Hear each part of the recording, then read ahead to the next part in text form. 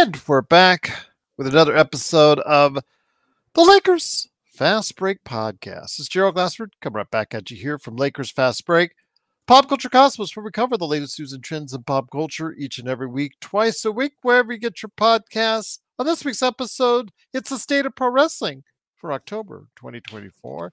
John Orlando and I are talking the latest goings on inside the squared circle. So catch it today on the Pop Culture Cosmos channel for sure. Plus also as well, what's up, Serge? Great to have you here. Inside Sports Fantasy Football. Chris Sardieri said, let's do one Wednesday night. So hopefully I can get Joe involved talking to Steelers. And also I'm going to ask the guys a question. Don't answer it yet, Joe. But I'm also going to ask the question, is it 11. time? Well, I don't know how that relates to the question I was going to ask, but is it time, as he takes a swig right now of one of his favorite vintage beverages, to per se, is it time to bench Josh Allen? So we'll go ahead and discuss that in greater detail. We'll talk about that. Where the hell did that come from? For your fantasy football team. Anyways, we'll explain why more so in the coming hours. Next, I guess tomorrow we'll probably be going ahead and doing another episode of Inside Sports Fantasy Football. So catch that on our YouTube channel, plus also wherever you get your podcasts for those listening on the audio. Plus also as well, of course, our awesome members are listed down below. Daniel Barry Sports Highlights. Yo, support his great channel. Thank you so much for supporting our channel by becoming a member. Truly appreciated. It is immensely, greatly appreciated. He not only gets emojis, badges, also notifications from us earlier than the regular audience on when we're going to go live with most of our shows, plus some little tidbits, including our season predictions. I already put the first one there for you guys that are members. You got the first peek at the season predictions already from one of our esteemed panelists. So go ahead and check that out today. But you could only do so for $2.99 a month if you're a member right now. There's also, well, of course, Lakers in 5, Empire Jeff TV, the Lakerholics crew at Lakerholics.com, John Costa's Clutch Talk and Lakers Corner. Also, as well, Lakers in 5, like I mentioned, Daniel Barry Sports Highlights, John McKinley, and all these great channels. Please give them a hand and give it by going and liking and subscribing. But speaking of liking and subscribing, subscribe today to get the latest notifications on when we go live on the air with the latest Lakers Fast Break podcasts, like our shows, and become a member. Get into what we're doing right here at the LFB. I know for Joe, it hasn't been the greatest day again after the Dodgers. Well, their first game in San Diego didn't go as planned, but shutting down Rodell should always bring him some cheer. It did for me earlier today, but we'll just go ahead and the email that Rodell sent earlier. You consider that a shutdown? Yeah, you shut him down. I consider that shutdown. I shut him down pretty good, actually. I must compliment myself on that. I know. Go ahead. Pat yourself on the back here. I will, because I know I can't like from you. I respect your work, but, it never goes the same way because, well, you don't respect anything. But I love me. I love me some me. That's why. Yeah, exactly. We still have that famous, I guess, point in time of the show where somebody was really doing a number on you, thought they were going to be trolling you and thought they had the upper hand by calling you an arrogant son. I don't know if it's an SOB or just arrogant. Narcissist. You loved it. Yeah, narcissist. That's right. Narcissist. You went on for 20 minutes about how much you enjoyed that compliment of the guy. I learned it from Leslie Nielsen in the Naked Gun movies. There's a hilarious scene in there that not a lot of people get, because usually people who miss real comedy are usually pretty stupid. And, there's a lot of stupid people out there. And there's a scene where he goes, I've been swimming in raw sewage and I love it. And that made an impact in my life. It's something that I think about more than I probably should. Well, you shut the troll down and he never came back. And there's nothing that shuts down an insult than the acceptance of the insult. Yep, absolutely. It helps to not have feelings. See, this is the thing: is that's hereditary. That's not something that, I mean, I shouldn't say that. I'd be hurt if my kids were upset, or my wife, family, and stuff, right? Yes. Total strangers, yeah, absolutely not. That's just not going to happen. It never will happen. And I'll go back and forth, and it'll probably be interpreted that I'm flustered, but no. No, no, not at all. But again, it is the Lakers Fast Break. Truly appreciate you checking in with us. We'll talk about something that JJ Redick mentioned at practice about AD at the 4 here later in the show, plus some brand new unis we will evaluate on the show today. We talked a little bit about it in our emails going back and forth. Some of us like it, some of us don't. We'll go into more detail about the new alternative Lake Show unis to see if it's something you like out there in the chat, and we'll show it up in later in the show. Indeed. Oh, Joe's got the pinky up there as he's drinking. Okay, there you go. That's a no worries. That's an homage to Tony Sirico, aka Polly Walnuts. No worries about that as far as on Facebook. Don't worry about that at all. You know, just glad you are back with us, checking in with us here at the Lakers Fast Break. Truly appreciate you watching us, whether you're on YouTube, Facebook, Twitch, Twitter, or wherever you go ahead and get our podcasts. Truly appreciate it. Again, it is the Lakers Fast Break, and we'll talk about JJ Redick and AD in a second. But I guess the ongoing media coverage of Bronny James continues. I know Joe is absolutely, already had enough. I had enough, but it keeps rearing its ugly head. And I know we need to keep talking about it because you guys and gals are still talking about it in Lakers land. Many of you out there have not had that reality check just yet. I know it's something that we provide here quite a bit on the show, but again, there's still people that are like holding out beyond all hope that Bronny is an NBA player. And again, after months now of seeing him in action, summer league, college, now in the pros during the exhibition season, I can clearly tell you that he is nowhere near being close to an NBA level that can contribute to an NBA team, much less the Lakers. So ESPN put up a major article. It's their lead article in their section today in ESPN, in the NBA section. They preface it with the title and description, "Set Up for Failure, What Lies Ahead for Bronny James and the LA Lakers." And it goes into detail about, the positivity that Rich Paul, the CEO of Clutch Sports, still continues to try and go ahead and push the narrative that Bronny can be and is an NBA player, and obviously what the forceful actions that he had to be drafted by the Los Angeles Lakers, or had to be drafted in the second round, or they would not take any other undrafted offer, which I know Joe and I disagree with as far as what that indicates. Just the chance and opportunity for him to get from any team was something he probably would have jumped at, but need I digress. The article goes into more detail with several executives who didn't put their name on the paper, of course, didn't, have the balls or the guts to, well, first of all, they can't talk about other teams' players, so they really can't do that on the record. So I guess they can't do that anyways because they'll get fined, tampering, whatever. But I don't think they want to tamper with a guy like Bronny James because all of them to a T, they said he's just not ready. And it just seems to be this facade at the Lakers facility in El Segundo where they continually try to keep, his spirits up, keep trying to motivate him, keep trying to provide the media out there with quotes about how well he's progressing. And Joe and I, as we keep telling you the reality of truth, there is no progression to be found there. So Joe, again, the show has to continue to cover because it is still a daily function. I mentioned yesterday there were 5 articles that popped up when I just typed in Lakers on a search on Bronny James. Today, there's a major article in the NBA section in ESPN. It is still something that so many people out there, whether the Lakers fans or not, want to keep an eye on for some God knows reason.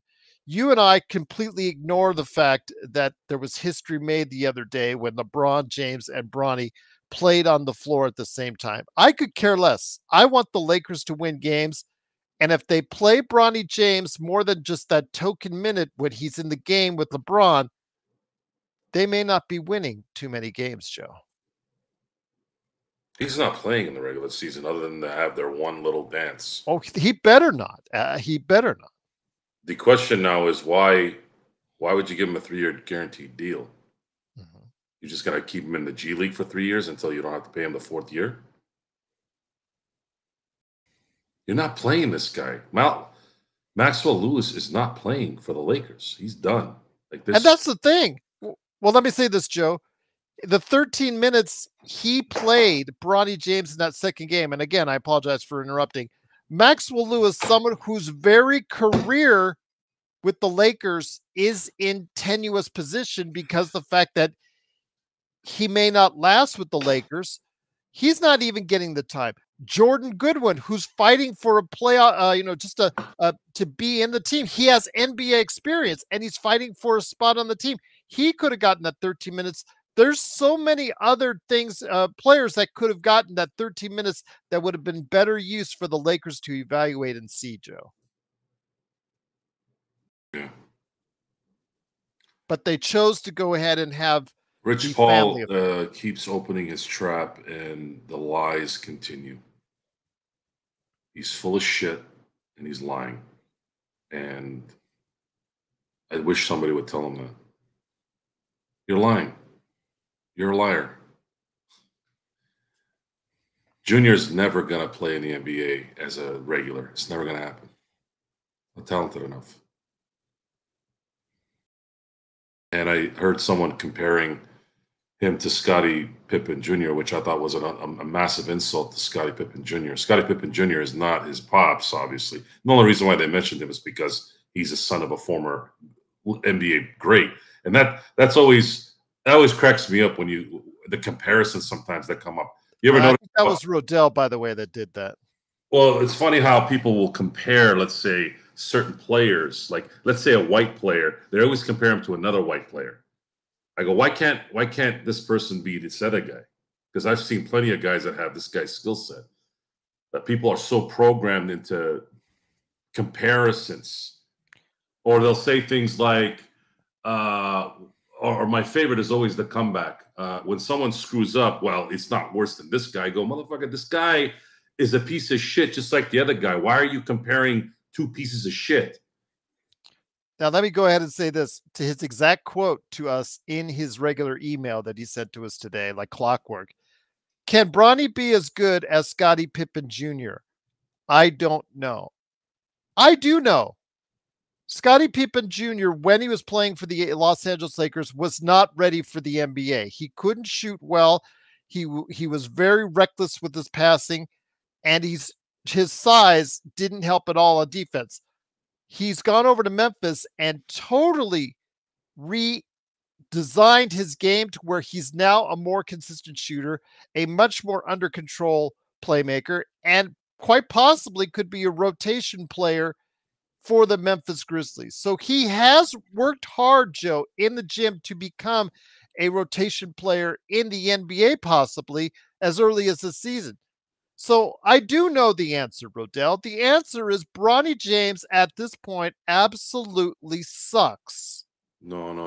And let's not insult Scottie Pippen Jr. by even getting him in the same hemisphere as a basketball player. We never said Scottie Pippen Jr. didn't have something. We just didn't know if he had something with LA or just in general at that moment. I've seen Scottie Pippen Jr. play. The guy has some talent. He had some talent. The issue is he was not ready with the Lakers. Well, no, because if you say it like that, then someone's going to come back and say, well, maybe Bronny's not ready. No, Bronny is not ready.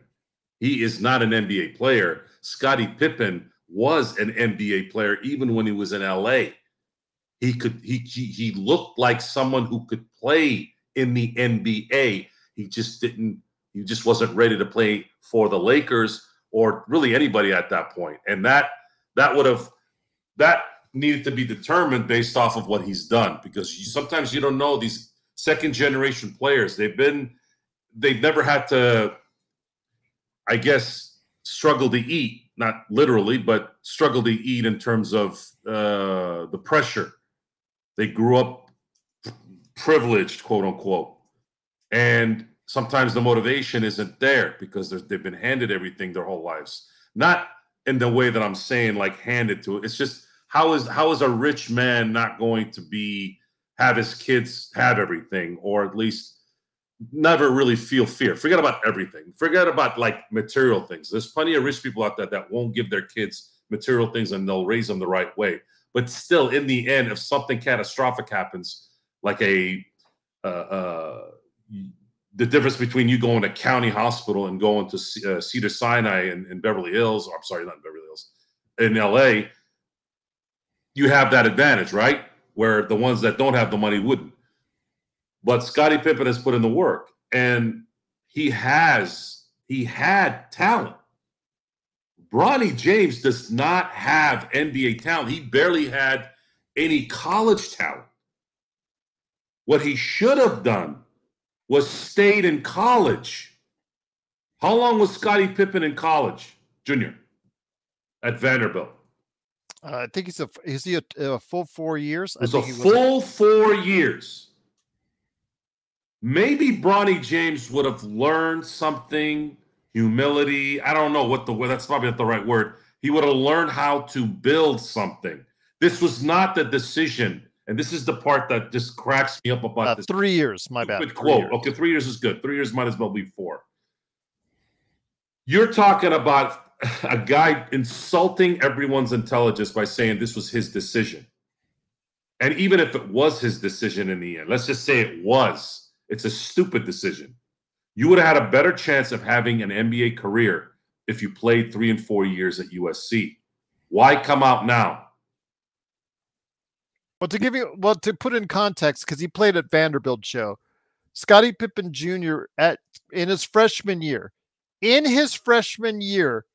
averaged 16 points a game, 5 assists, and about 4 rebounds a game as a freshman, Joe. So how many points a game did Bronny average as a freshman? 5. And then he proceeded in the next 2 years, Scottie Pippen Jr. at Vanderbilt averaged 26 points and almost 25 points as a junior. So he felt it was his time to go because there's really nothing more he felt he could accomplish at Vanderbilt. I can respect that. And obviously, again, he didn't have what the Lakers were seeing as far as what they needed at the time. He was victim of a numbers game, whatever. He looked a little rough around the edges when he was with the Lakers, but NBA talent, he certainly had comparative to what we see with Bronny James. Bronny James at this point should be in his sophomore season as a backup guard on the USC Trojans. That's really what it looks like right now, because right now what we see on the Lakers floor is absolutely embarrassing. My irritation is that they could have had him without overpaying him and wasting a draft pick on him. Put him on a two-way. You could have gotten him as a free agent. You could have added possibly someone that had some talent that could have benefited. You have a better chance picking someone at that number that could contribute versus not. You get 1 instead of 2 now. Do you all understand what I'm saying? You could have had this guy play. It's same scenario except the contracts due to the rules. You could have had this guy play with his pops without sacrificing draft picks, without worrying about waiting for this idiot and doing all this shit. That's the thing that pisses me off. And then you have this moron, Rich Paul, talking about how he wanted to come out and he would have been drafted by Phoenix. And How convenient that it's Phoenix and Golden State, the two teams that have Durant on it and Steph Curry, the two ass kissers for LeBron James. Or that somebody had to draft him in Don't the second insult round. me. Or You know, else. the thing is, there's two things that piss me off more than anything on the planet. It's not about my teams losing. It's not about some hack on social media yapping. It's not about me getting angry at myself for doing things. It's none of that. It's two things. Number one, wasting my motherfucking time. And the other is looking down on me. Looking down on me is insulting my intelligence. Whether you're a rich prick who looks at me like I'm there bothering them, I hate that shit. In my industry, that rears its head once in a while. And there's a really clear communication done right before I leave that I'm not happy. And you feel it in the room. So really, and that's why I'm kind of sadistic about it. As much as I don't like it, I actually enjoy the aftermath because I get a chance to show people that you, motherfucker, are not better than me. I don't give a shit how much money you have. I don't give a fuck who you are. I could have a dime to my name and I'm still going to be better than you. So, Rich Paul, stop insulting and wasting my motherfucking time. And this is what this is right now. You are wasting my time discussing Bronny James, a hack in this league at this point. He's a hack. The fact that he's leading a goddamn ESPN page is an insult to everyone. I have nothing really to do with it. No one knows really who I am except our little clique. But the fact that you put this guy on a front page and actually asked a stupid question like that and interviewed the guy saying stupid shit is an insult to journalism. It's an insult to sports. It's an insult to everything common sense. I don't want to look at this guy or anything near him. I don't want to see these people. I want this team to win. He ain't going to do shit for this team to win. Why are we wasting our time with, is the experiment over? Who gives a shit? A lot of people think that they do, Joe, because it's because of the name on the back of his jersey. That's why people get you people, and I'm going to say you people in general, the world. You give these athletes. I am a biggest sports guy. One of the biggest sports guy out there. Okay, and I love movies. Love movies. But the worship that you have for these celebrities, are you not learning about what's going on with all the stuff going on right now? Stop idolizing these people, their families, and their shitty lives. And from my eyes, they all live this disgusting lives to me.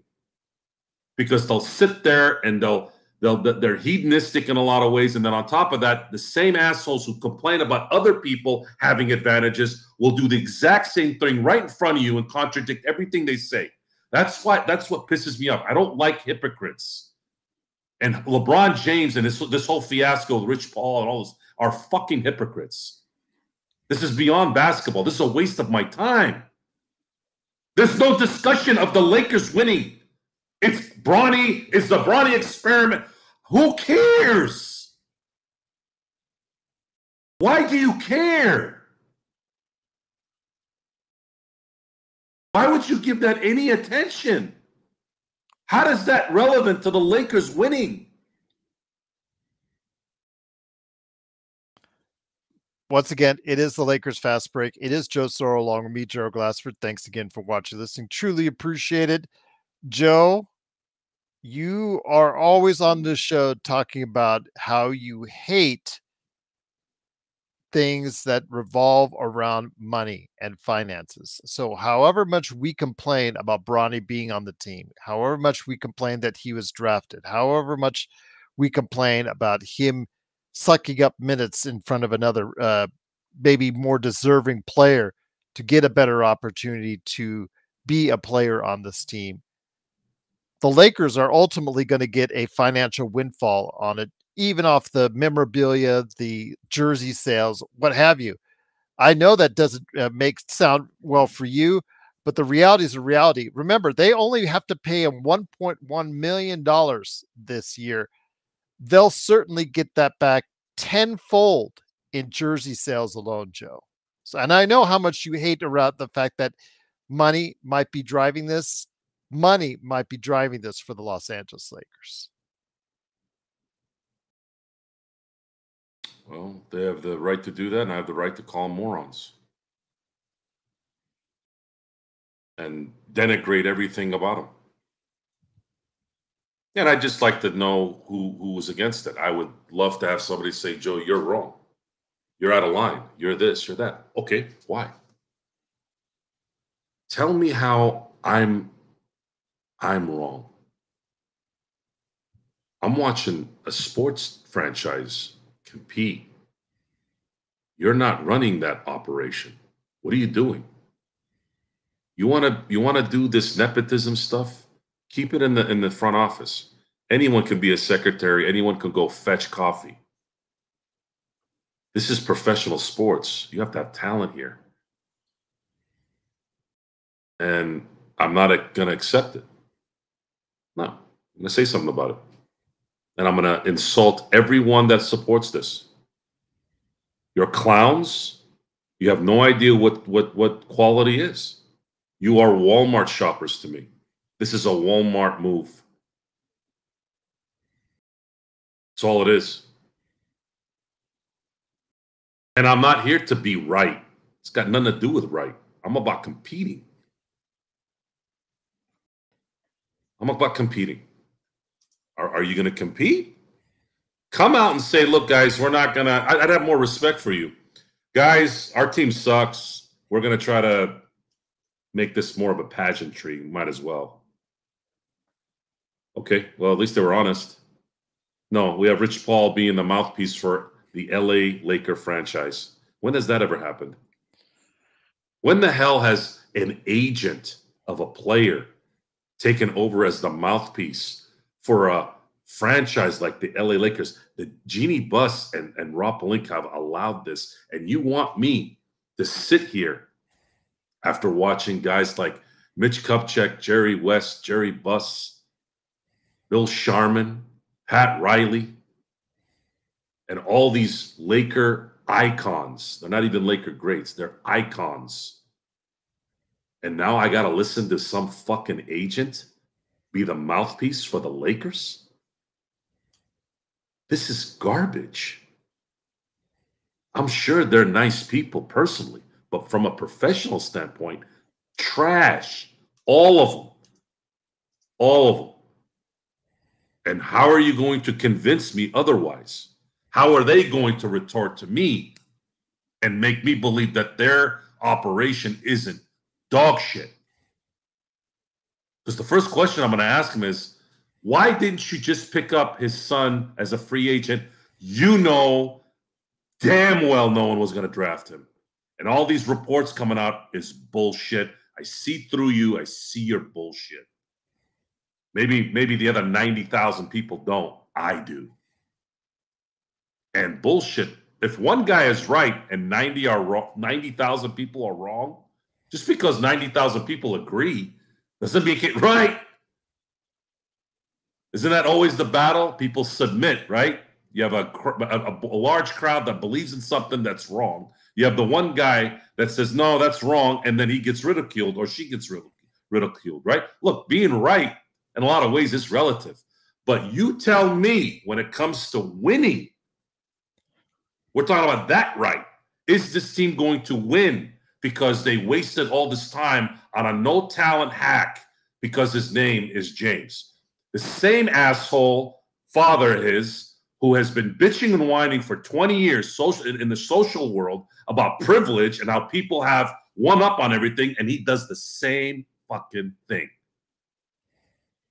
This was the most privileged thing I've ever seen in sports. And I've been watching sports for 34 years. Longer than that, 36. Tell me that's not correct. Forget about me. Just tell me. The motherfucker got his son drafted. And he has no talent.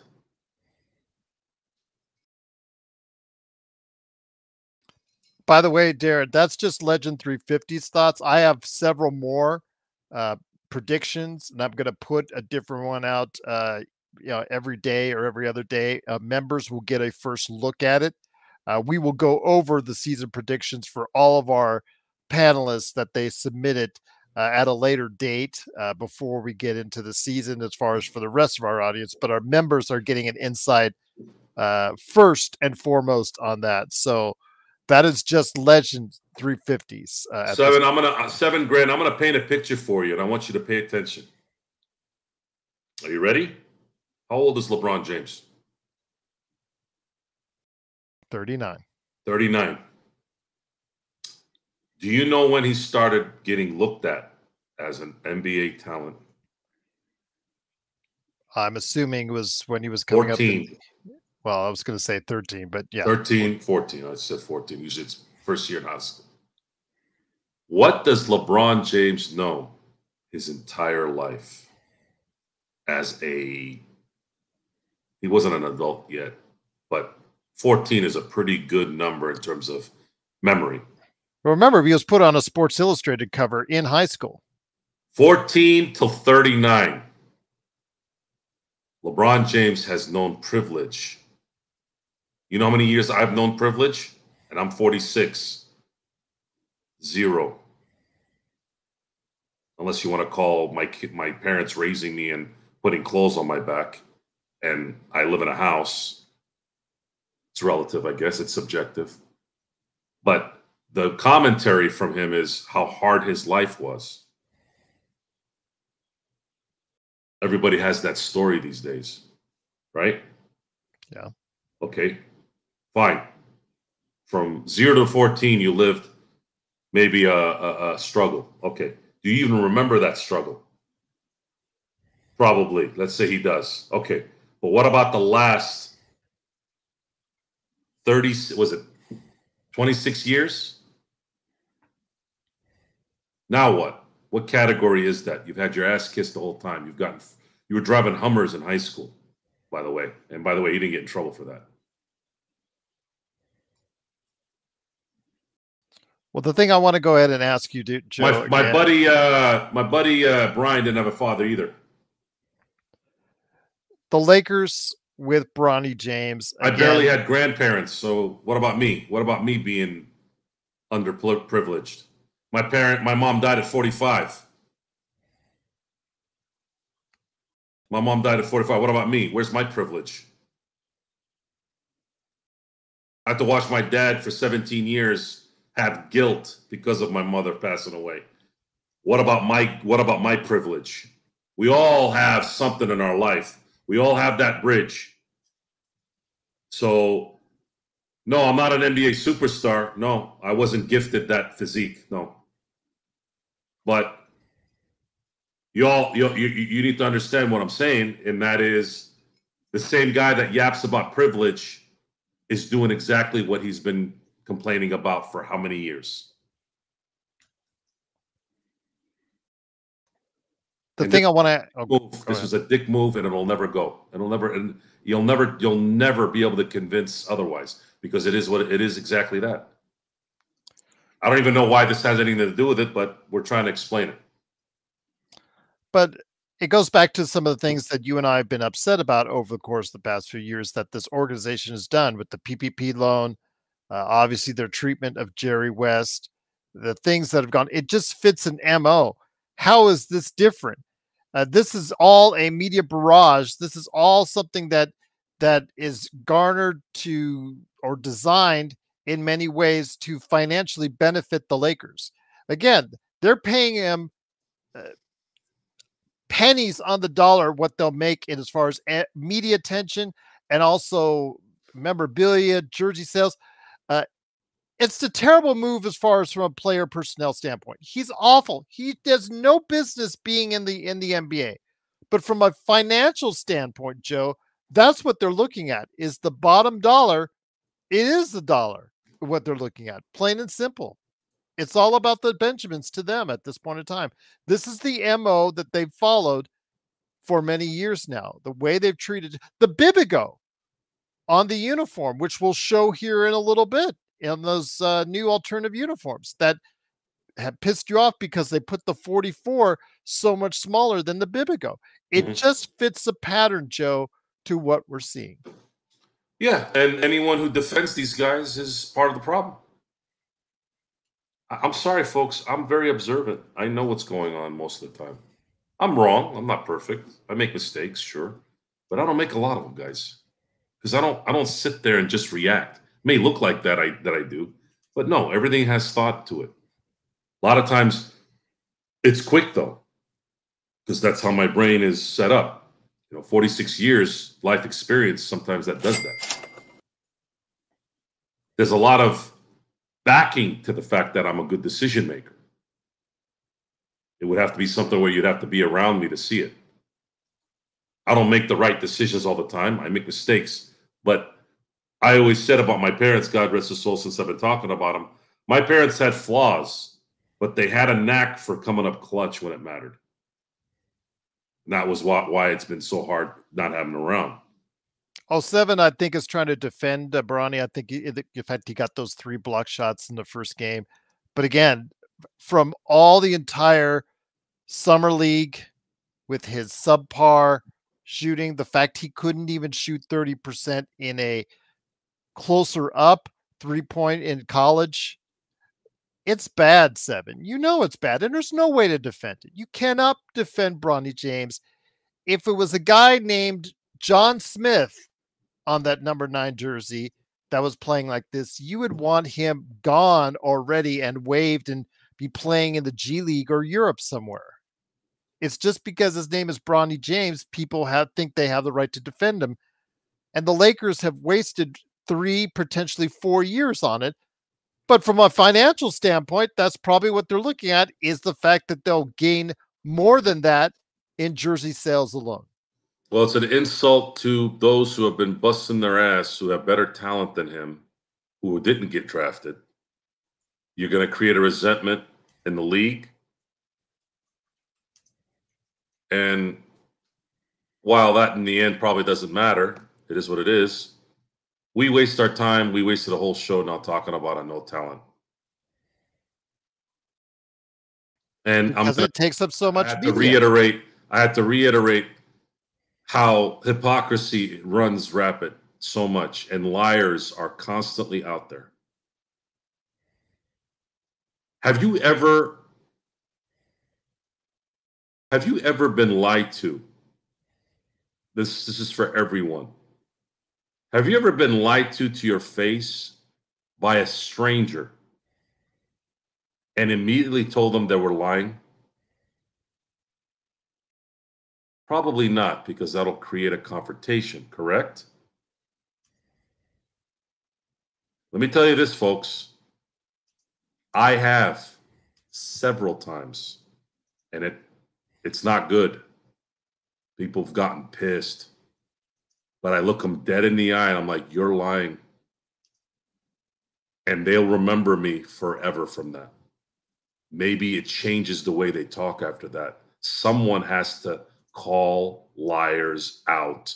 You keep letting people lie to your face. They're going to lie to everyone else. No one's going to call them out due to not having a confrontation. And I understand that not everybody has that energy for that. But folks, too many people take advantage. And some of us out there are not going to stand for it. Some of us have a duty to call it out. Rich Paul is a liar. Bronny James has no business in the NBA, and he'll have no business being in the NBA in 2, 3, 4, or 10 years. And LeBron James is one of the biggest hypocrites I've ever seen in sports. That says a lot. And 7, yeah, again, you're free to express your opinion, my friend. But, if he wasn't the 55 pick, would we be talking about it? No, because he would be playing. He would have never even gotten a look if his name wasn't Bronny James. He impressed no.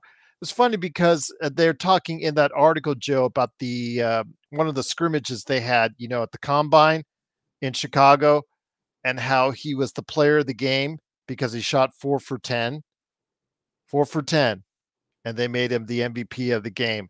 And his father was so proud, and they're talking about that moment. And I'm thinking to myself, that's what it takes to get an MVP of the game at a combine.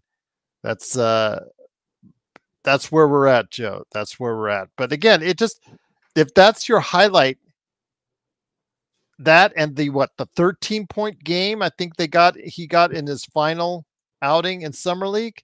If those are your highlights, that's not a good set of highlights, Joe. That tells me you are just not ready for NBA basketball at this point in time, and you may never be.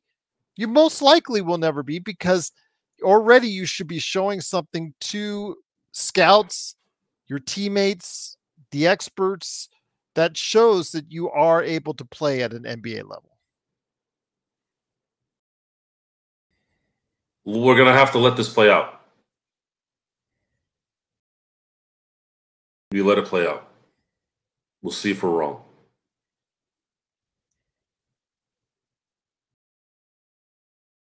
We will see if we're wrong. See if we're wrong on this. And I'm trying to rack my brain. The last 3 years being on this show, what have we been dead wrong in? I'm talking like really bad. Do you know? I think the one where you said because I brought it up today because I was proving Rodell wrong, because this time last year we were so high and so positive on the Lakers being at the top of the Western Conference. Kind of off on that one, because you guys say, oh, you're all so negative. You're negative. And then we were positive at this time last year, super positive on the Lakers, and got bit in the ass for it. So don't expect us to be. I'm not. That's not being wrong. That's a team. That's people going, okay, well, we saw a little bit of a taste, and Rob signed everyone, and now it's the players' job to get going. Yet we got presented a shitburger, and while we had to deal with what happened last year and dealing with Darvin Ham and his idiocy, what was the response after that? The response was focusing on non-winning transactions. And then that's where the venom started coming out. The draft night was kind of the tipping point for me. That was the tipping point. And then it just kept growing and growing, because the Lakers had no, and you knew after first day of free agency, Valanciunas went to Washington. I said, that's it. That was it. That was the guy that we had to get. That was the only one we had a shot at. But that's it. And that's the guy we needed. We needed someone like that. And he only took him $2 million more than Max Christie per year. Yeah. And he'd rather go play in Washington of all places. Well, he knows he's going to be traded, Joe. He went there for the money. Whatever. The point is, Lakers don't have that panache anymore where they can convince somebody to come play for them and earn whatever he would have made in Washington in LA, because he's in LA. And then we proceeded to have to listen to this reality show trash. And I'm tired. But I really want to know, what have we been dead wrong in the last 3 years? For those of you who've been watching the show for the last 3 years, please enlighten me, because I can't remember what we've said where we were so wrong it made us look like clowns. So before we go ahead to the second subject, which is a little bit more positive, big thanks to Darren, and also $7,000 for the super chats. Darren had something pointed. He wanted to say the 7, and it got on the screen, so I'm sure he was able to see it. For $7,000, he's asking you, Joe, are you encouraged by LA's comeback that just fell short, or are we losing the series? Your thoughts? Can they take Game 4 in San Diego? They could, and they did it in San Francisco, or the San Francisco series in 2001. They did it in 2020. The issue this year is, would you have let Bueller stay out that long? Oh no, I think the way things played out was fine. The two major misses is what cost them the game, which is the 2 double plays that they botched. It was two bad decisions by two heady players who were actually injured. And the thing with the Dodgers is it's always something. If it's not a botched double play, they'll find a way to get a triple play done up on them. Muncy will hit a home run in game 2 when it doesn't count, but he won't hit at all when it matters. The 5, 6, and 7 hitters today went 0 for 12. And their at-bats were terrible. They left pitches there that could have been balls and putting pressure on the pitchers so that they have to throw a good ball. It just overall, the Dodgers, regardless if Roberts wasn't necessarily the main issue in this year's playoffs, the Dodgers, should they lose, have to clean house. I mean, completely. They got to get rid of every single coach on that team, and they got to start over. They need a new voice. They need a new image. And you got to get rid of the last of the chokers. The Will Smiths, which is going to be hard because they just signed him and he's a good catcher.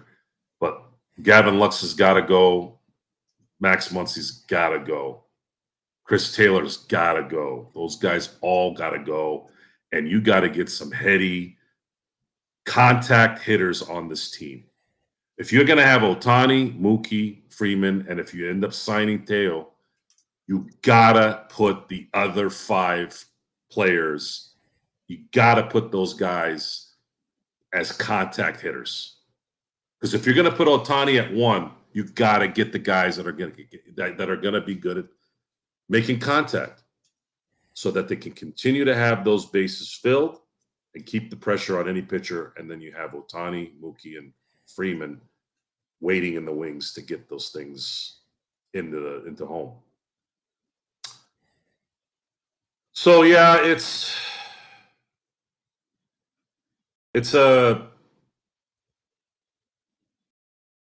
when you have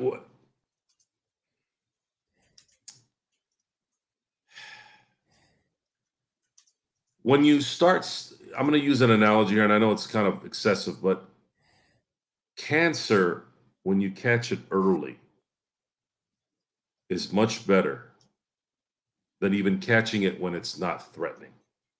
Early is always better. And I have been preaching for a long time that there were some decisions made years ago that should not have been made, and it cost your team championships. They should have nipped this in the butt immediately, but they haven't. And they've continued to ride this wave of just voodoo shitty luck. And what that is I am not an overly spiritual man, but there are people out there, one or a set of people that have this knack of just not doing the right things when it matters, even sometimes when it's not their fault.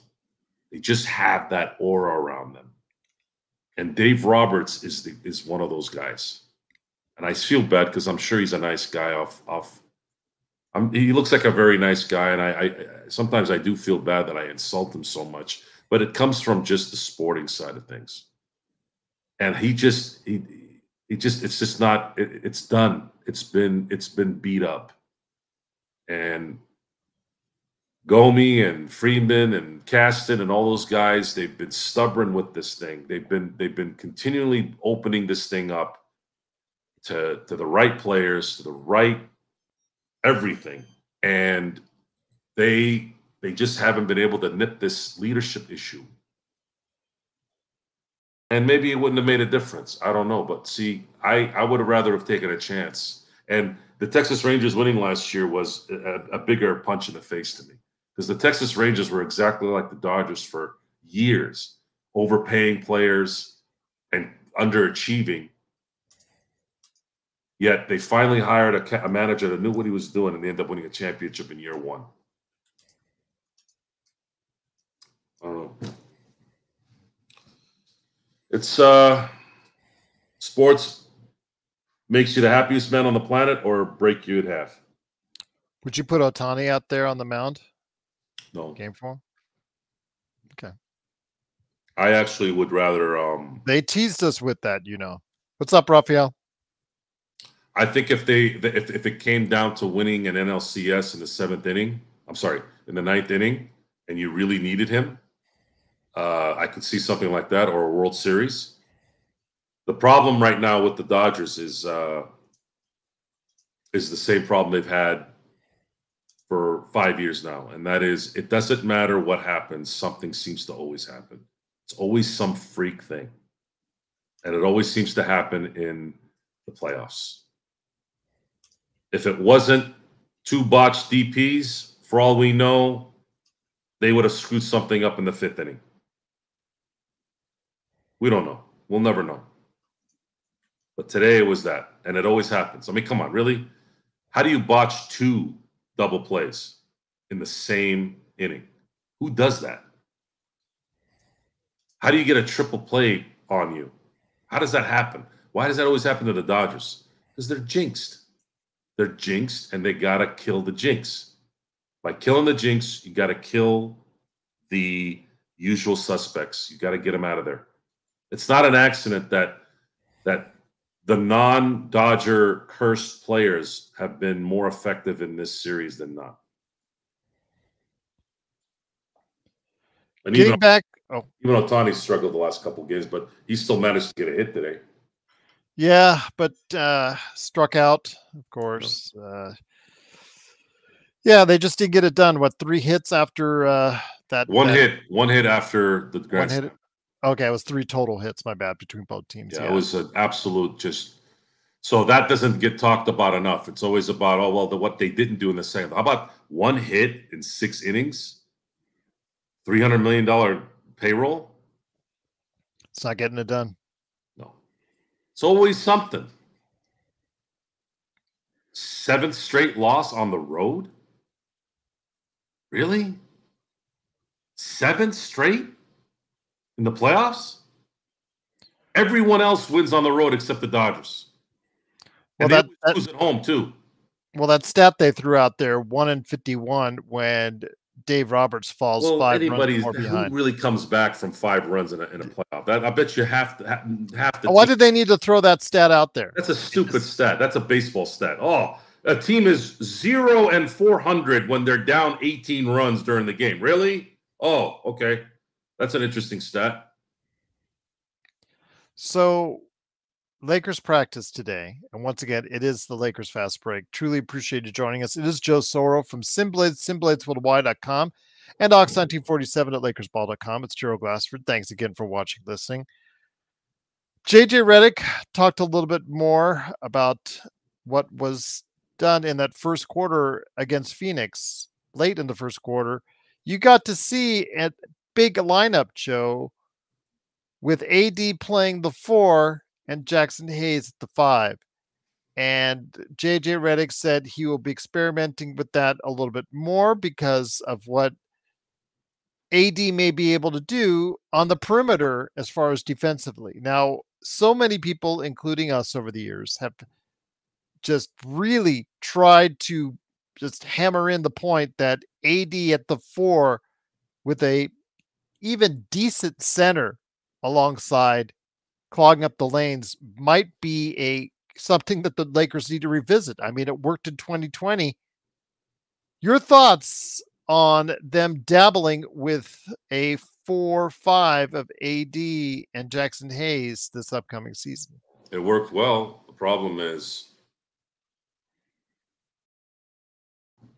who's going to come off the bench? Who's going to spell AD and Jackson? You need a rotation a little bit. You need a backup power forward, and you need a backup center. So let's look at the 2020 team. You had JaVale McGee start the game, and then you had Dwight Howard. And then those guys were interchangeable depending on matchups in the playoffs. Dwight Howard was non-existent in the finals, but he was very, very formidable in the Denver series. And he wasn't used that much in the Houston and Portland series because those teams played more small ball. Correct? Yes. So, but what it does still is those guys are viable role players who eat up 15 minutes. Folks, I want you to focus on this. Dwight Howard ate up 15 minutes of quality basketball. JaVale McGee ate up 15 minutes of quality basketball. That's 30 minutes during a game that you're not having Anthony Davis and I don't know who, Jackson Hayes, have to hold the fort down. Oh, and you also had late in the season, you bring in Marquise, who was the power forward guy who actually contributed. Now you had a full front line of productiveness, guys that knew their roles and executed it according to the matchups. What do the Lakers have right now? They have Anthony Davis and Jackson Hayes. That's it. That's it. So have to get a center. Absolutely have to get a center. And they need a center, I mean, like today. If they want AD to have any shot at being great this year, you have to get him a center. You have to get somebody that can back him up. That's what we're touching on, Quabina, because I know JJ Redick, as you said and indicated, said a lineup that he prefers is when AD is at the 4.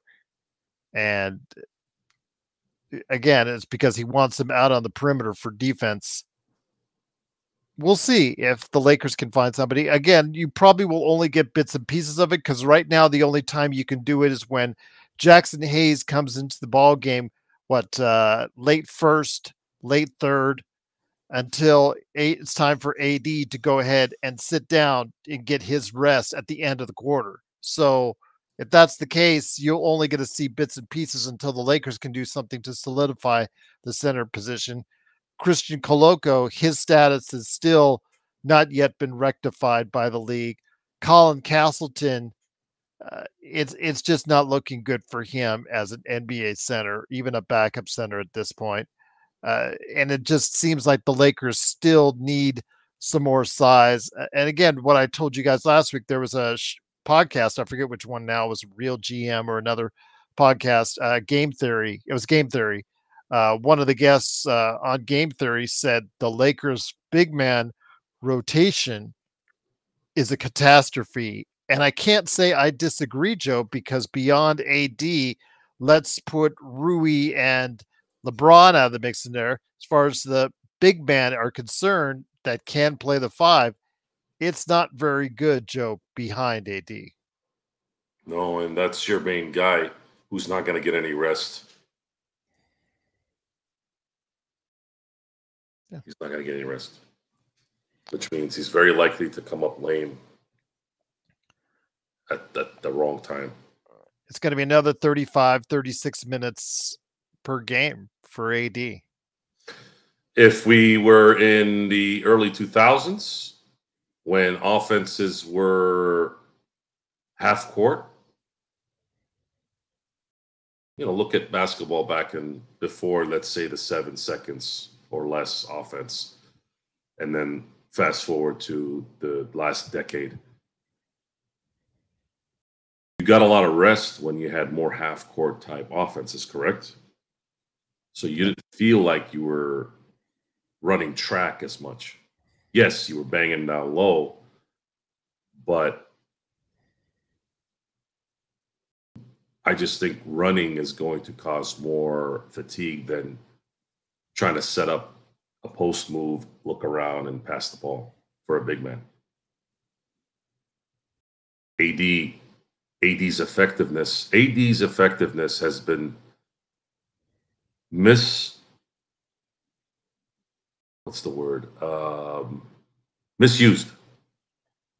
pretty much his entire Laker career. You should have. It's like getting a franchise quarterback, and not putting offensive linemen in front of him.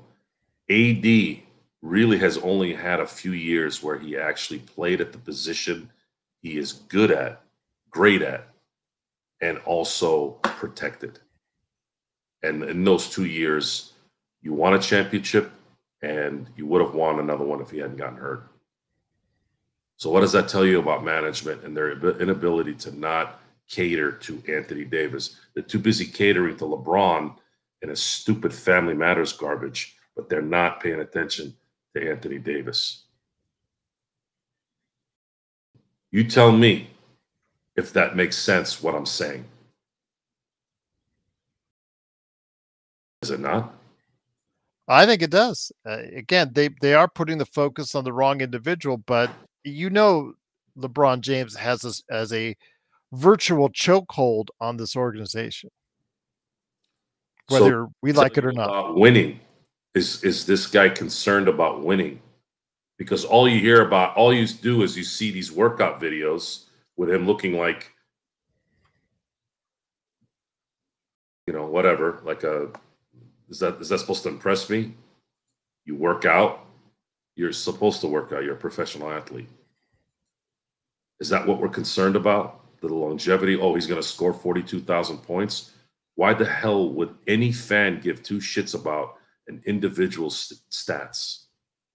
This is the NBA. This isn't baseball pre-analytics. Stats don't mean shit in the NBA.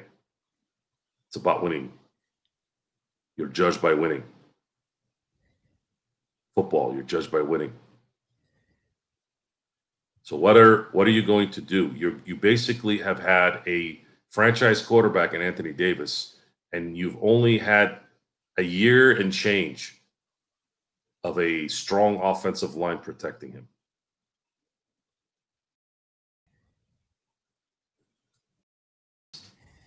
Is that a good comparison? I guess it was. Gerald was so excited. He left. But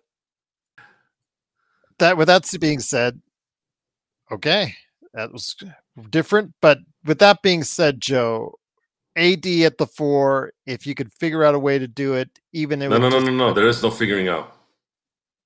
There is no figuring out. It's already been figured out. You have to make it happen now. Anthony Davis, you want him. You guys, Mr. JJ Redick keeps yapping about MVP, blah, blah, blah. This is the best player. We need to move the thing to. You keep saying this, but you're not giving him the tools. He's been saying this for how long? Guys, I play better at the 4. Why don't they listen to him? It's true. Because when he did play at the 4, he was phenomenal. And then when he shifted to the 5, based off who they were playing, he became deadlier. It's like, I'm going to use a comparison so that people understand. There was always this comparison between Troy Polamalu and Ed Reed. I'm always going to sound biased because I'm a Steeler fan. I'm going to go with Troy. But more often than not, people are going to say Ed Reed. But they played kind of different positions. But when you look at, let's say, at that time, Tom Brady was the guy, right? He had more problems with the Baltimore defense than he had the Steelers. Why? Because Troy Polamalu wasn't stationed somewhere waiting for you to do something. Troy was on the right, on the left, back. You didn't know. That was a little easier to maneuver, at least for Tom Brady. Where he had problems is when he had to deal with Ed Reed. Ed Reed, because he was a true free safety, caused problems with angles, slant routes. You didn't know if he was going to jump a route. Like, he was that good, right? That was what he was really good at. So it's the same thing here. It was the same thing here when you had a perfect constructed setup for Anthony Davis. If you needed him at the 5, you used him there in the right setup. But before that, you had him sitting at the position, his natural position. You had a good starter that knew his role, that did a good job when he was in. He had a good backup that did the same thing when he came in and relieved that guy. And what that does is it also preserved his energy. Because now he's not banging with the Jokic's by himself. He wasn't banging with Embiid by himself At that time, I don't know if he really was having problems with Sabonis. But these are the things that that have to be addressed now. The big man is back, folks. They've won the last 4 MVPs. One of those bigs has been very competitive and has already won a championship. The other big just got a really big infusion of talent and could be a problem should they stay healthy, and that's Joel Embiid. How are you going to combat that? Because this is not just a Western Conference issue. You have to win in the East when you get to the finals too. How are you going to play against a healthy Joel Embiid if they made it to the finals? Are you just expecting Boston to be there? Are you just expecting maybe Cleveland to make a run, or maybe New York? What happens when you assume that that's how it's going to play out, especially with how the history of championships have been recently? The last back-to-back champion was the Golden State Warriors in 2018. That was 6 seasons ago. And if you watch 2018, as good as that team was, they were a Chris Paul injury away from getting bounced by Houston.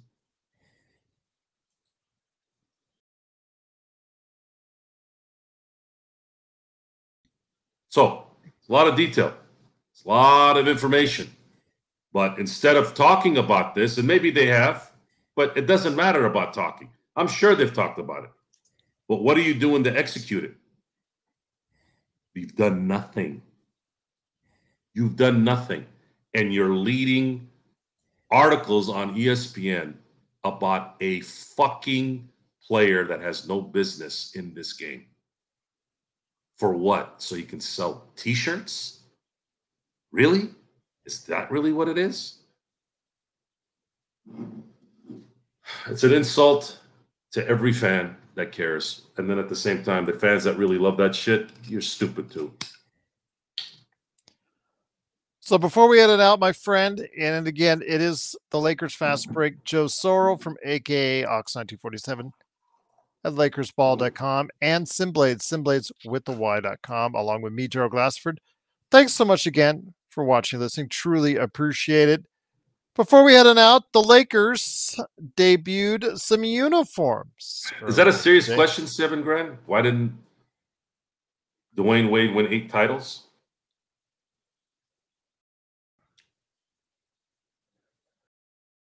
Corbina says, I say we suck it up and get Walker Kessler.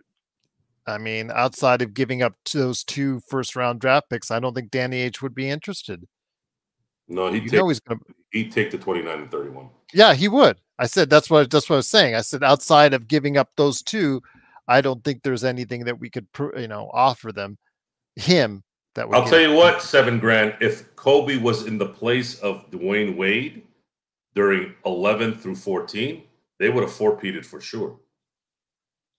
I have no doubt there. So before we head on out, the Lakers debuted some new jerseys. So Kobe and LeBron, oh my God. 7 has asked, do you agree with that? For sure, barring injuries. They would have not lost to Dallas. And the 14 San Antonio Spurs were a execution juggernaut, but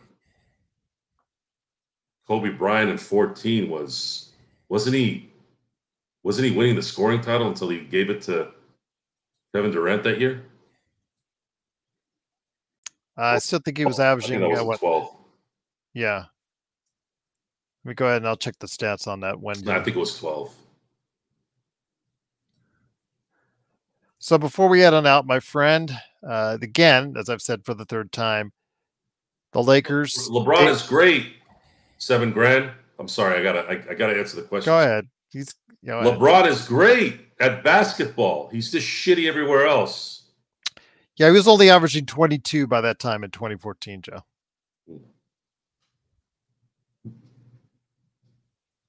He was still coming back for the injuries. He only played 35 games that year. That was next to last year. Jeremy said, what's up, Clay? Not even playing preseason games, by the way. He's old. He's old, and they're trying to save him for the season. You're seeing that. A lot of these teams are not playing their players or playing them minimal minutes because they don't want to gas them out or get them injured here in the preseason. But before we, LBJ is a great business guy. Well, he might be a great business guy. No one can argue the fact that, yeah, the $1 billion. Guys, stop talking at your ass. Him being a billionaire, a smart businessman, a good dad, none of this has to do with winning. We are here for the Lakers. I don't care what he does off the court. And none of you should either. I don't care about what he does.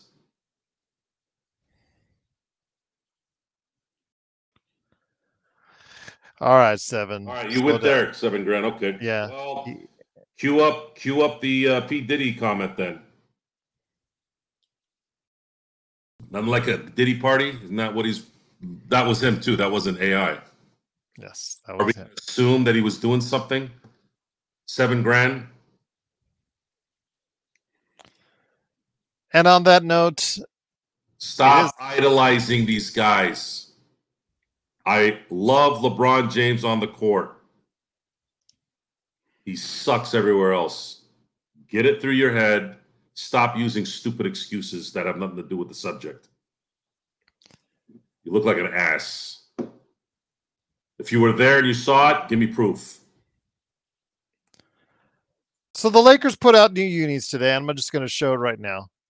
It is, of course, the Lakers fast break. They did show off new unis. The first time you'll see this is November 21st when the team plays Orlando. These are alternate uniforms. Lake Show, to let our audio audience know, Lake Show unis with a blended purple. We've gotten mixed reactions all day. I know Laker Nick is not a fan. Joe, you could beat me up if you want to on this. I kind of like it. Of course, the Bibigo thing I could do without, but I like the colors. I like the color scheme. I like the way the purple blends from a darker purple to a lighter purple as far as when it goes down like that. Lake Show, I think that's cool. I think it's different. I like it when they go alternative and these alternative jerseys. I just think it gives people more options. Yes, I know it's marketing. I know it's about making money, et cetera, et cetera, et cetera. Your thoughts on the new uniforms, the alternative uniforms, before we head on out? That's all right. You don't care? Okay. Guys, gals in the chat, what are your thoughts on the new jerseys? I know you got a chance to see them on social media earlier today. Let us know your thoughts, or if you're watching this after we've aired this or after we're gone live, let us know in the chat, in the comments below. I'll go ahead and I really want to hear your thoughts on it. But BTS says it's cool, but he'll go with the regular Lakers. Looks like the jerseys that you buy from the vendors when you're coming back from Tijuana. Okay. Especially with that god-awful advertisement on the right. Jeremy says purple is my favorite color. I just like, again, the blended purple. I just think the different shades of purple. Jeremy likes it. So Rough Artist says it looks like a 2K generated jersey. Again, purple's one of my favorite colors, so I like it. So I'm sorry to all those who don't like it, but to me, it is something that I think is something that's appealing, and I might be getting it sometime this season. I don't know. So the Lake Show said BTS, I won't be getting a Bronny jersey, that's for sure. But Lake Show needs to go. BTS says it's different. It's different. They're just taking advantage of it again. So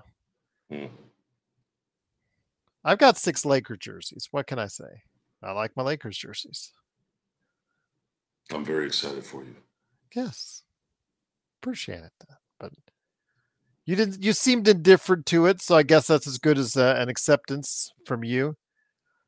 But Jeremy says, is that photo AI? It looks like a video game image. No, it's a real image that they were actually showcasing today. LeBron did the same thing.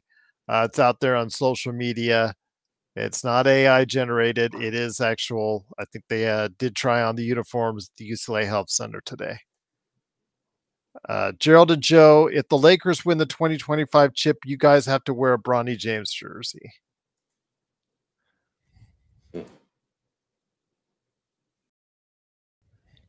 Good luck.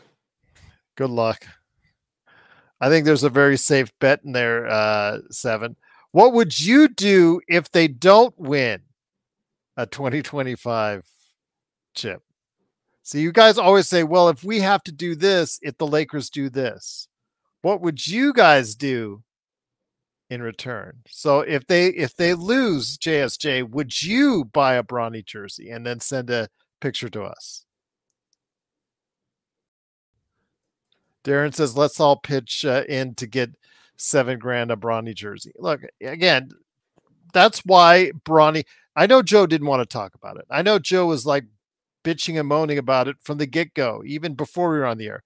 But that's why we're talking about it, because there's still so many people that defend Bronny James. Doesn't matter that they saw what they saw at USC. Doesn't matter what they saw during the showcase, as far as the rookie showcase is concerned, as far as the combine. They didn't, they saw what they saw in summer league. They saw what they saw in 2 preseason games. It doesn't matter, Joe. It's because of the name on the back that says it all. So with that, we'll close it out with Joe. Your final thoughts. Bronny James, unfortunately, I know you're not going to like it. You're going to be pissed off every time we talk about it. But there's still so many people that are talking about it. The media's talking about it. We can't ignore it. We're not going to give it hype. If we try to ignore it, we don't look good in doing so, Joe. So we're going to call it out for what it is. And we're going to keep on calling it out because that's what our audience is used to. The truth and honesty that we provide, not negativity, according to Riddell. It's actual truth and honesty we provide. Yeah. Some people will look at it that way. Most will look at it as negative. Well, I just proved him wrong earlier today. It doesn't matter. None of this matters. This is just entertainment. We give it attention. That means you validate their decision. That's the problem. Corbina says, I wouldn't talk about him ever if it wasn't for the show. He's irrelevant. It's just a matter of, will this team stamp it?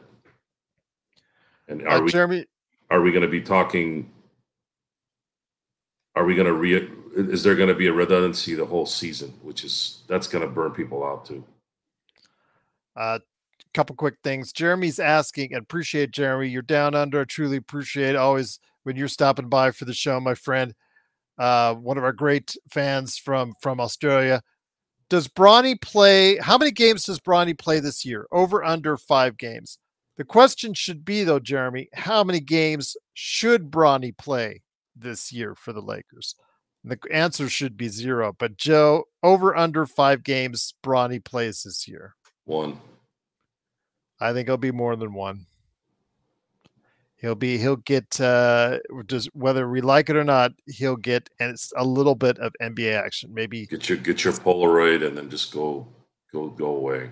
I think maybe 5 to 10 games. I don't know. Yeah, he'll spend most of his year in the G League. But if he gets above, the key is, anyways, in the G League, does he take advantage of it? Does he even get to double digits scoring wise in the G League? That'll start that should tell you right there where his development is at, because that's where he'll spend most of his time. M says, how many can we afford to lose? Well, we'll be up like 40 or whatnot, or down by 40, and he'll get in the game here and there if he just happens to be sitting on the sideline. Because remember, he's actually a fully contracted player. And with the two-way players, you can only burn so many games with the two-way players. So he'll be on the bench more often than we would like to have him there. That's what happens when you sign them those guaranteed contracts. Corbina asked, did the Thanasis did better than Bronny in his rookie year in New York? I don't know. I'd have to look at the games, or I'd have to talk to Knicks fans about that as far as how well he did in that period of time. He was barely an NBA player himself, but he was much taller. Yeah, he did not. He didn't do very well either, but I think he was probably, if you played him one-on-one against Bronny, I think that Thanasis would. I don't know. I would say Thanasis would probably still beat him in a one-on-one game. Bronny is just barely even a decent. He's not even a decent college player at this point. He only averaged 5 points a game in college. That's not even a decent college player. So come on, guys. You have to get real with this. You have to come with better. I'm not going to talk about being real anymore. I'm not going to keep repeating this. It's you guys decide if you want to say that. I'm not going to do it anymore. I'm just going to tell you what's going on. That's it. Right or wrong, I'm going to tell you what's going on. I'll react to it. I'll be vulgar about it because it's an irritant. And $7,000, you could disagree with us. That's fine, but be respectful in your disagreements with us. I don't care either. Just don't. Well, Don't use racial terms, please. Don't say stupid stuff like that. Rodell did that too. He lost all respect. It still has. And I pick on Cool Bro because he's a snot-nosed kid, and I don't like kids except mine. So that's a me thing. And Jeremy asked that's a better question, Jeremy. Than what $7,000 is doing. It's okay. I didn't say he was at the party. That's what he said. That's what he said. He didn't say it was He's okay. the one that said it. Go watch the tape. Yeah, it's right there. He's saying it. I didn't say anything. He's the one saying no, don't party like a Diddy party. I didn't say anything. I was sitting there minding my business. Stop lying. I keep telling you, what the hell did I just do for an hour and 20 minutes? I called all the liars out. Stop fucking lying. Stop making shit up. You're making shit up. I am not the schmuck that's going to sit there and take it, okay? Stop lying. I didn't say that. He said it. I'm just repeating what he said. Pay attention.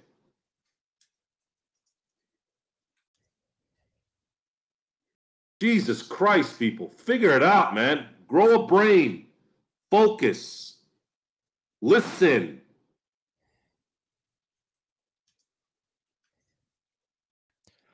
One of the things I want to say before we go, Jeremy's asking, what's Connect going to average this year? I'll say this, there's always a stigma attached to rookies about, deserving or not deserving playing time. Depends on the coach. But you also got to remember that this bench, this group of reserves for the Lakers is not good. It could be one of the worst benches in the league, which is very problematic for the Lakers season. But it could be very advantageous, Joe, for Connect, because even if he isn't in the rotation early, he could be in the rotation very quickly and make his presence known if he finds a consistent jump shot, which I think both you and I think he can, Joe. If he hits 15 and 5, he's going to be first team all rookie. I think he'll do about 10 to 12 if he gets consistent playing time. Which could still put him in. I think 15 is actually pretty realistic. If he actually plays. If he plays 12 minutes a game, yeah, I know, but I'm gonna go out on a limb here and say he's playing 20, 25 minutes at some point during the year on a regular basis. It's probably later in the year though, because the rookie thing early on. The problem is later in the year they run out of gas. Yeah. He'll hit a rookie wall probably in January, like all rookies do. And then he'll start to come out of it probably in February or March. We'll see what kind of playing time he gets then. But yeah, it's all dependent on how much confidence this team has. And so far in the preseason, they're giving him a lot of leeway, a lot of minutes, both him and Max. And we'll see how it works out. It didn't work out on Sunday. It's crazy the difference. It's crazy the difference between him and Max. Dalton already in two preseason games is just somewhat light years better than all of them off the bench. All the perimeter guys. It's his stroke, I really wanted that shot against Phoenix to go in. That would have been poetic. But man, he looks great fundamentally. He really does. He really does. And it would be really nice if the Lakers got a more athletic Austin Reeves.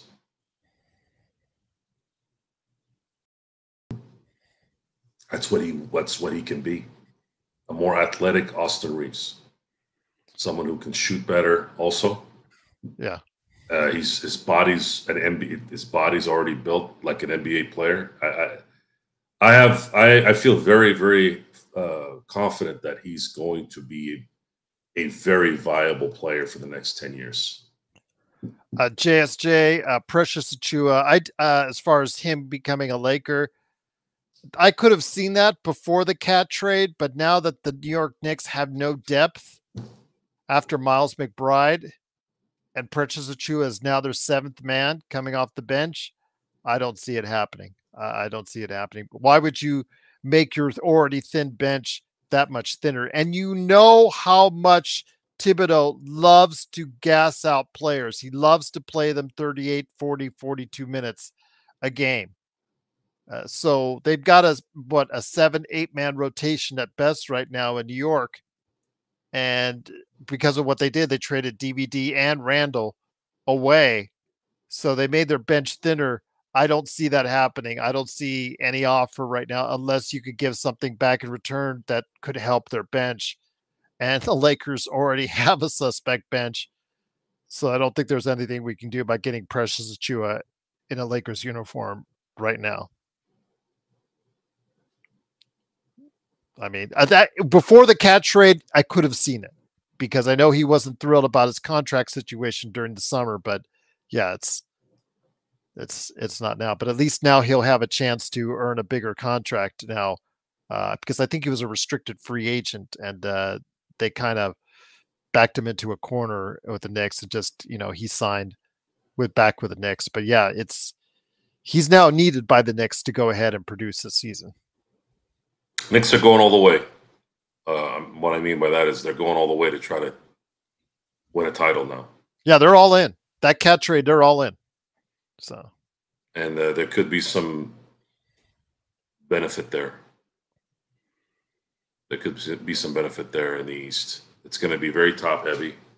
However, if Boston gets complacent, which tends to happen just a little bit with title winners, and then if Philly happens to run into an injury issue, the Knicks could be that team that can get through that. That's a good question, Bobina. If he continues to shoot 35% from three, the answer is yes, because the rest of the league knows that he's an undrafted player who may have already maxed out his talent and his ability to play at the NBA level. He maybe not. Maybe there's still room for growth. They're saying that at every single practice. He was talking about today how he's the leader in assists for the Lakers right now. That's great and all, but again, we have to see how his game develops and if his shot gets more consistent. Because I know, Joe, one of the things I was going back on with last year for team previews so I could show up Riddell was the fact that you made a quote talking about how LeBron, at the time you didn't know he was going to be a 40% shooter, but how LeBron would have 3 40% shooters out there in Rui, D'Lo, and Reeves, and it didn't quite work out that way. He had to become a 40% shooter. Reeves has to become a 38 to 42% shooter to become, maybe even on that contract, a really viable trade option, or actually a great rotation player for the Lakers. You just answered my question. We were wrong last year. We were wrong about what the Lakers needed to do to win. You were also wrong. You were also kind of wrong on the Dallas Mavericks. Well, I didn't know they were going to get Gafford and Washington and all that. I think that and Lively looked really good for them. Lively. I didn't know. You never know with rookies, but I didn't know they were going to make those kind of transactions that helped their team get to the finals. But at the end, they still looked like chumps when it mattered, right? Yeah, Didn't matter. Where we were wrong is we were wrong in that if they stayed healthy and they hit their threes, they had 40% shooters. It didn't matter because they couldn't rebound. And Pat Riley said rebounds win championships. So if you don't rebound, you don't win. Lakers need to find a way to rebound. If they don't rebound, it's not going to work out. And if somebody gets hurt, any significant injury to LeBron and AD for 3 weeks is done. This team is over. They'll have to trade draft picks for something. But I don't know. I don't know what the plan there is. Once again, it is the Lakers Fast Break. Truly appreciate you joining us. Legend 350, and who I just dropped his season predictions for our members. They've already gotten a look at it, and Darren's already been talking about it. He'll be on tomorrow with me at 6 p.m. Pacific, 9 p.m. Eastern. We'll be talking about the NBA. Hopefully, Joe may join us there, or later on for Inside Sports Fantasy Football. Hopefully, he'll join us on one of those shows or both. But we will see. But yes, we'll be talking about what some of the early things that we're seeing in preseason around the NBA, even though some of the teams not even playing their first game until later this week, which just absolutely blows my mind that they don't get their act together on the schedule of any better for preseason. But okay, it is what it is. But it is, of course, the Lakers Fast Break. Joe, any last thoughts before we head on out? No. All right. Search. Amazing again, as our mod, best mod that's out there. Darren, always great to have you here. Jeremy, 7. Again, Jeremy, listen. I'm sorry, not Jeremy. 7. See this? Pay attention. This is the volume. Turn it on. Focus. Listen. Listen when people talk. Don't wait to speak. Listen. The reason why we interrupt each other on this show is because we have a chat and there's timing with questions. Otherwise, and sometimes I'm trying to find sometimes Joe will hesitate a little bit, and sometimes I think there might be a dead space for audio listeners. So sometimes I'll think that, oh, he's finished what he was saying. So, and then yeah, it's fine on a show like this sometimes because it's just we have to answer the question. Otherwise, the chats move pretty quick sometimes, and you'll lose it. Yeah. Absolutely. But Juan, Xbox, I'll tell you what, you guys are just all awesome out there. E. Gibson, truly appreciate you joining us. Become a member today. You see those members. We've been giving a shout out through the entire show. It is just so great to be doing it. We're now 20 members strong and counting. So please join today. You get emojis, badges. You also get notes from us on when we're going to go live on the air a little bit ahead of time before everyone else. Plus, you get a little inside stuff. I'm also working on a written Laker preview for this season that members are going to see first. And you'll be seeing the season predictions from almost every panelist on the show, with one notable exception who won't take the time out of his day to write it. But we won't say who that is. Who? You! That hurt my feelings. I bet you just said you didn't have any feelings. I just got them now. Fair enough, indeed.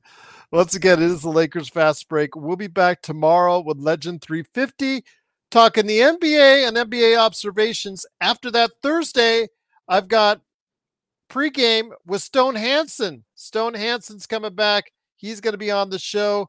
Hopefully, we'll also be able to do a playback for the Lakers in Milwaukee. And then post-game, Joe will be doing the post-game nightcap with me. We'll be talking what happened in Milwaukee. Oh, you sound so thrilled. But yes, we'll still be doing some good stuff here this week. Joe looks absolutely thrilled, like he just saw Bronny James jersey or something. I don't know. Maybe the new alternate style, the Lake Show. But once again, it is the Lakers Fast Break. It is Joe Soro along with me, Joe Glassford. Thanks again for watching this thing. A Gerald rant on Joe is rare. It's like falling on deaf ears, JSJ. It just doesn't happen. But we'll be back tomorrow for more good stuff right here at the Lakers Fast Break Podcast.